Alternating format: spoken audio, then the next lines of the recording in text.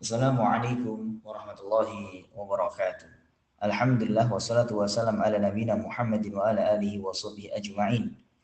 Alhamdulillah, jamaah yang semoga Allah muliakan, bersyukur kita kehadirat Allah Subhanahu wa taala yang semoga dengan rasa syukur kita ini kita dapat memaksimalkan amal soleh di hadapan Allah Subhanahu wa taala dan menjadi catatan kebaikan di yaumul akhir nanti. Salawat serta salam senantiasa terlimpah pada Nabi Muhammad sallallahu alaihi wasallam beserta para keluarga beliau, para sahabatnya, tabi'in, tabi'ut tabi'in dan seluruh umat hingga yaumul akhir nanti. Jemaah sekalian, dengan izin Allah kita memasuki hadis yang ke-27, kebajikan dan dosa. Anin Nawasi ibn Sam'ani radhiyallahu anhu anin Nabiy sallallahu alaihi wasallam qala al-birru husnul khuluqi wal ithmu ma haka fi nafsika wa karihta an yattali'a alaihi an-nasu rawahul Muslim. Wa an Wabisat ibni Ma'badi radhiyallahu anhu qala ataitu Rasulullah sallallahu alaihi wasallam faqala ji'ta tas'alu 'anil birri qultu na'am qala istafti qalbaka al-birru matma'annat ilaihi nafsu watma'anna ilaihi al-qalbu wal ithmu ma haka fi nafsi wa taraddada fi sadri wa in aftaka an-nasu wa aftauka hadithun hasan rawainahu fi musnadaini imamaini Ahmad ibn Hanbali wa Darimi bi isnadin hasanin. Dari Anas bin Sam'an radhiyallahu anhu dari Nabi Shallallahu alaihi wasallam, kebajikan adalah akhlak yang mulia, sedangkan dosa adalah yang tidak menenangkan hatimu dan engkau tidak suka orang lain mengetahuinya. Hadis riwayat Muslim. Dari Wabisah bin Ma'bad radhiyallahu anhu, ia berkata, aku mendatangi Rasulullah Shallallahu alaihi wasallam, lalu beliau bersabda, apakah engkau datang untuk bertanya tentang kebajikan dan dosa? Aku menjawab, iya. Rasulullah SAW bersabda, tanyakan kepada hatimu. Kebajikan itu adalah apa saja yang jiwa merasa tenang dengannya dan hati merasa tentram kepadanya. Sedangkan dosa itu adalah apa saja yang mengganjal dalam hatimu dan membuatmu ragu, meskipun manusia memberi fatwa kepadamu akan kebolehannya. Hadis hasan, kami meriwayatkannya dalam dua kitab musnad dari dua Imam Ahmad bin Hanbal dan Imam Ad-Darimi dengan sanad hasan. Jamaah sekalian semoga Allah muliakan, redaksi lengkap dari hadis Wabisah radhiyallahu anhu bahwasanya ia berkata, aku datang kepada Rasulullah sallallahu alaihi wasallam dan aku ingin agar tidak ada sesuatu berupa kebaikan atau keburukan kecuali aku telah menanyakan kepada beliau. Saat itu di sisi beliau terdapat sekelompok sahabat yang sedang meminta fatwa. Maka aku pun melangkahi mereka sehingga mereka berkata, wahai Wabisah, menjauhlah dari Rasulullah Shallallahu Alaihi Wasallam. Aku berkata, biarkan aku mendekati padanya, karena ia adalah orang yang paling aku cintai untuk berdekatan dengannya. Maka Rasulullah SAW berkata, biarkanlah Wabisah, mendekatlah wahai Wabisah. Rasulullah SAW mengucapkan sebanyak 2-3 kali. Aku mendekatkan ke arah Nabi SAW hingga aku duduk di hadapan beliau. Rasulullah SAW berkata, wahai Habisah, aku yang akan memberitahukan kepadamu atau engkau yang akan bertanya kepadaku?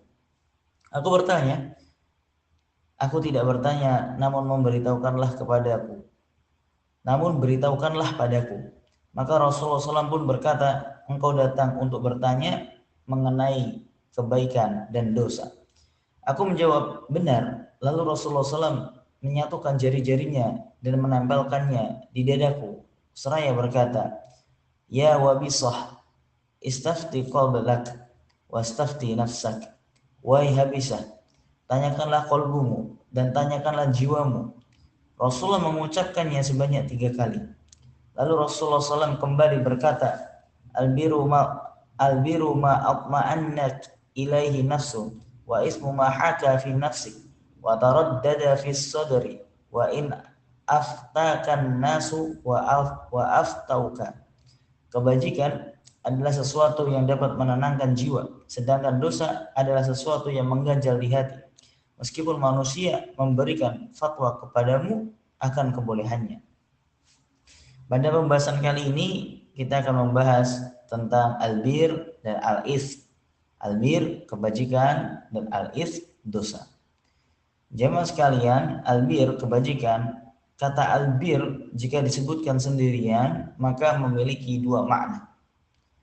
Jadi kata albir kalau disebutkan sendirian maka ada dua makna. Yang pertama, bermuamalah baik dengan manusia. Sebagaimana dikatakan albirrul walidain, yaitu berbuat baik kepada kedua orang tua. Yang kedua maknanya adalah ketaatan kepada Allah Subhanahu wa taala, baik atas hak Allah itu sendiri dan juga hak manusia. Muamalah baik dengan manusia.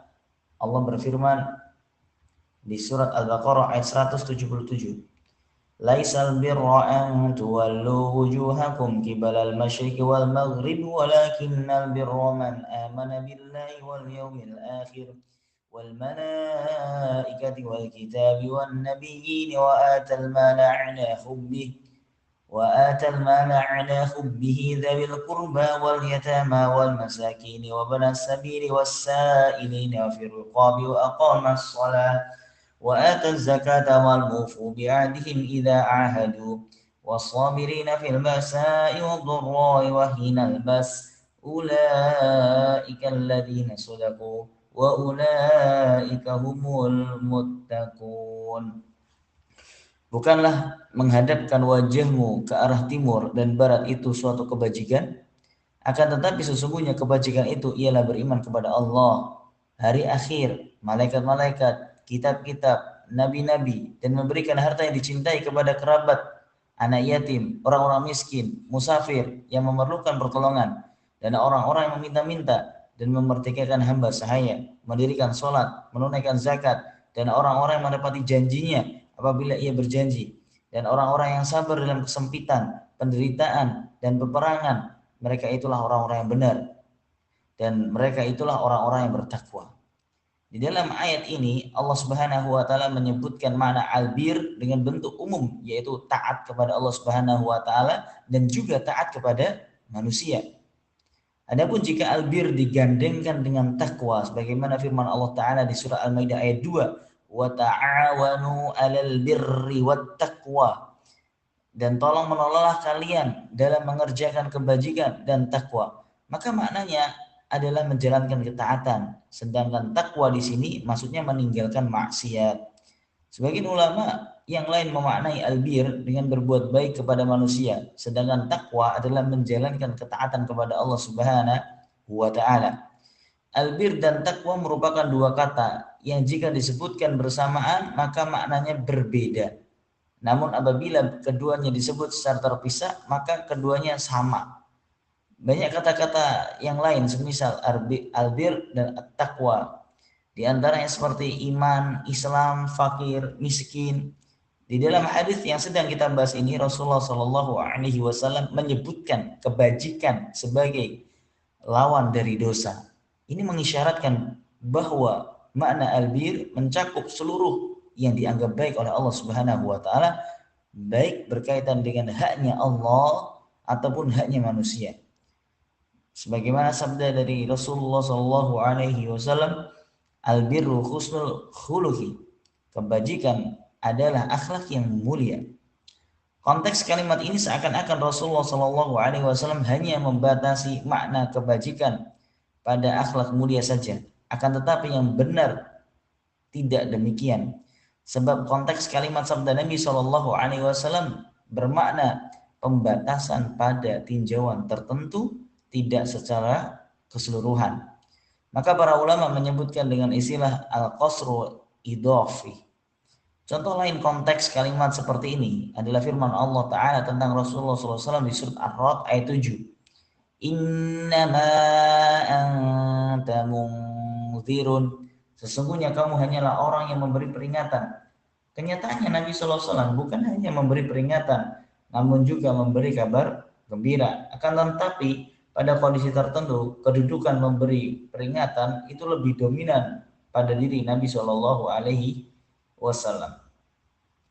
Demikian juga dengan albir, sesungguhnya ia mencakup perkara yang sangat luas. Akan tetapi jika disandingkan dengan dosa, maka makna albir itu lebih dominan kepada akhlak mulia, seakan-akan kebajikan banyak terkumpul pada akhlak mulia. Semua ini menunjukkan apa? Keutamaan akhlak mulia. Sebagaimana sabda Nabi Shallallahu Alaihi Wasallam, al-hajju arafah, haji adalah wukuf di padang Arafah. Padahal kegiatan haji itu bukan hanya wukuf di padang Arafah. Terdapat amalan-amalan seperti tawaf, sa'i, bermalam di Mina, bermalam di Musdalifah, tawaf ifadah, ikhram dan sebagainya. Sehingga sabda Rasulullah Shallallahu Alaihi Wasallam, haji adalah wukuf di padang Arafah, bukan maknanya tidak ada kegiatan selain wukuf. Namun ini menunjukkan bahwasanya wukuf adalah amalan yang paling dominan. Dan para ulama mengatakan bahwa wukuf di padang Arafah adalah rukun yang paling utama. Misalkan Nabi bersabda, ad-du'a'u huwal ibadah. Doa adalah ibadah. Seakan-akan intisari dari ibadah adalah doa. Padahal ibadah kan banyak sekali, bukan hanya cuma berdoa. Maka mengapa disebutkan doa adalah ibadah? Karena pada doa tampak seluruh ketundukan hamba. Di dalam doa seseorang akan mengakui keagungan Allah Subhanahu wa taala. Dia akan merendahkan dirinya sendiri dan mengakui akan dirinya hina dan sebagainya. Berbeda dengan ibadah selain Allah yang tidak begitu tampak ketundukan seorang hamba di hadapan Allah Subhanahu wa taala. Oleh karenanya kesyirikan paling besar adalah syirik dalam ibadah doa. Sebagaimana firman Allah taala di surat Al-Ahqaf ayat 5. وَمَنْ أَضَلُّ مِمَّنْ يَدْعُو مِنْ دُونِ اللَّهِ مَنْ لَا يَسْتَجِيبُ لَهُ إِلَى يَوْمِ الْقِيَامَةِ وَهُمْ عَنْ دُعَائِهِمْ غَافِلُونَ. Dan siapakah yang lebih sesat daripada orang yang menyembah sesembahan selain Allah, yang tiada dapat memperkenankan doanya sampai hari kiamat dan mereka lalai dari memperhatikan doa mereka. Demikian juga sabda Nabi Shallallahu Alaihi Wasallam ketika beliau membatasi kebajikan dengan akhlak yang mulia, maka bukan berarti hanya terbatas sekedar akhlak saja, akan tetapi banyak kebajikan atau kebaikan yang lain. Rasulullah Shallallahu Alaihi Wasallam membatasi kebajikan dengan akhlak mulia. Ini menunjukkan akan urgennya, pentingnya berakhlak mulia. Adapun akhlak yang mulia sebagaimana Syekh Utsaimin rahimahullah taala mengatakan ada dua perkara berkaitan dengan akhlak mulia. Yang pertama berakhlak kepada Allah Subhanahu wa taala. Dan ini tercermin dari dua hal. Yang pertama, menyikapi perintah atau syariat Allah Subhanahu wa taala dengan lapang dada. Yang kedua, menyikapi takdir yang buruk. Ya. Adapun tidak terima dan mengeluh atas takdir buruk yang menimpanya, ini merupakan bentuk tidak berakhlak kepada Allah Subhanahu wa taala. Kemudian yang kedua, kalau yang pertama berakhlak kepada Allah Subhanahu wa taala, bentuk yang kedua adalah berakhlak kepada makhluk. Akhlak mulia dalam masalah ini ada tiga hal. Kafil adza wal badli an-nada wa talaqatil wajhi. Tidak mengganggu orang lain, membantu orang lain dan murah senyum. Ada tiga hal. Tidak mengganggu orang lain, membantu orang lain dan murah senyum. Ya. Dan sebagian ulama menyebutkan definisi akhlak mulia dalam sabda Nabi Shallallahu Alaihi Wasallam, "Faman ahabba an yuzahzaha 'anil nar wa yadkhulal jannata falta'tihi maniyatuhu wa huwa yu'minu billahi wal yawmil akhir waliyati ilan nas alladhi yuhibbu ayyuta ilaih." Barang siapa yang ingin diselamatkan dari api neraka dan dimasukkan ke dalam surga, maka hendaknya ia meninggal dalam keadaan beriman kepada Allah Subhanahu wa taala dan hari akhir. Dan hendaknya ia bersikap kepada manusia dengan sikap yang ia suka jika sikap tersebut diarahkan untuknya. Sebagai contoh, misalkan jika kita ingin berakhlak mulia kepada orang tua, maka hendaknya kita memposisikan diri kita sebagai orang tua. Ya, hadirkan pada diri kita apa yang ingin kita inginkan dari anak kita ketika kita menjadi orang tua. Dengan itu kita bisa bersikap dengan baik kepada orang tua. Terdapat sebuah kisah penyesalan seseorang yang sudah sepuh, ia merasa dirinya kurang berbakti. Bagaimana bisa itu terjadi? Ketika mencapai umur tua, ia dapati anaknya selalu menawarkan sesuatu kepadanya. Namun selalu ia tolak karena tidak enak. Padahal di dalam hatinya sangat menginginkan hal itu. Dia pun sadar bahwa perlakuan anaknya kepada dirinya sama persis dengan perlakuannya dahulu kepada orang tuanya. Ia baru tahu ternyata dahulu orang tuanya menolak bukan karena tidak mau, namun karena sungkan atau tidak enak. Ia pun menyesal mengapa dahulu tidak langsung memberikan sesuatu kepada orang tuanya tanpa harus menawarkan terlebih dahulu. Demikian seharusnya kita bersikap kepada kedua orang tua kita, langsung memberikan sesuatu tanpa harus menawarkannya terlebih dahulu. Karena jika kita menawarkan terlebih dahulu, maka biasanya orang tua akan menolak karena merasa sungkan, malu, tidak enak, memberatkan, merepotkan, dan seterusnya. Begitu juga ketika kita ingin berakhlak mulia kepada pasangan kita, saudara kita, hendaknya kita memposisikan diri kita menjadi diri mereka. Inilah sebab Rasulullah SAW membatasi kebajikan dengan akhlak mulia yang menunjukkan betapa pentingnya kedudukan akhlak yang mulia ini. Dan akhlak mulia adalah sesuatu yang selalu kita bawa pada diri kita setiap saat. Sehingga ketika kita berakhlak mulia, maka perhitungan pahala terus akan berjalan. Sebagaimana sabda Nabi SAW, khairukum khairukum li ahlihi wa ana khairukum li ahli. Sebaik-baik kalian adalah orang yang paling baik terhadap istrinya, dan aku, kata Nabi SAW, adalah yang paling baik aku adalah paling baik daripada kalian terhadap istri. Dan akhlak mulia adalah penerapan dari keimanan seseorang. Seseorang yang memiliki keimanan yang besar, yang benar, maka akan mudah baginya untuk berakhlak mulia. Perlu diingat, harus ikhlas dalam mengerjakan hal ini, bukan karena pujian manusia. Sebagaimana yang disampaikan oleh Nabi SAW, ma'annat ilaihi nafsu wa ma'anna ilaihi al-qalbu. Ya, adapun kebajikan berdasarkan hadis Nabi SAW, apa saja jiwa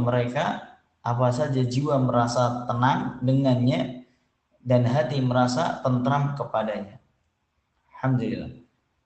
Berikutnya adalah al-itsm, dosa. Ya, Rasulullah SAW menyebutkan wal itsmu ma haka fi nafsik wa karihta ayyaqalli'a alaihi an-nas. Sedangkan dosa adalah tidak menenangkan hatimu dan engkau tidak suka orang lain mengetahuinya. Pada hadis ini Rasulullah SAW menjelaskan tentang ciri dosa, yaitu yang pertama mengganjal, yang kedua takut ketahuan. Untuk mengetahui hakikat dosa, maka hendaknya kita bertanya pada diri kita. Ya, dan pasti ada hal-hal yang tidak mengenakkan dalam diri kita. Pertanyaannya hadirin sekalian, bagaimana cara mengetahui kebajikan dan dosa? Maka jawabannya bisa kita lihat dengan beberapa hal. Yang pertama, dengan penglihatan.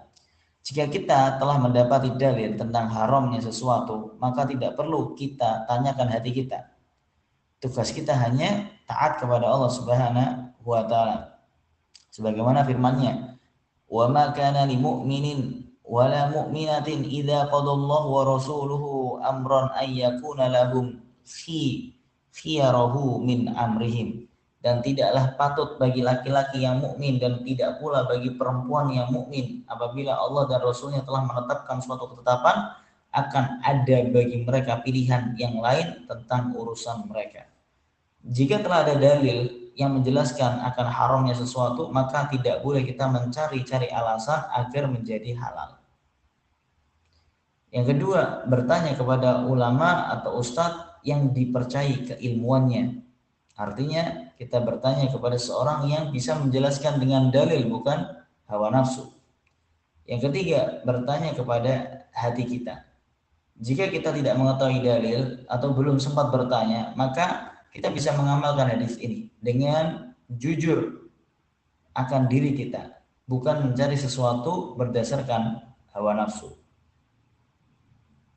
Dan hadirin sekalian, semoga Allah muliakan, ya, semoga orang-orang yang menyimak kajian kita pada kesempatan kali ini, yang mengikuti pada kali ini, dimudahkan oleh Allah Subhanahu wa taala untuk menghindari perkara-perkara yang mendatangkan dosa, dan semoga Allah mudahkan untuk beramal soleh yang menambah pahalanya. Allahumma amin. Akhiru da'wana alhamdulillah, subhanakallahumma bihamdik, asyhadu an la ilaha illa anta, astaghfiruka wa atubu ilaik. Assalamualaikum warahmatullahi wabarakatuh.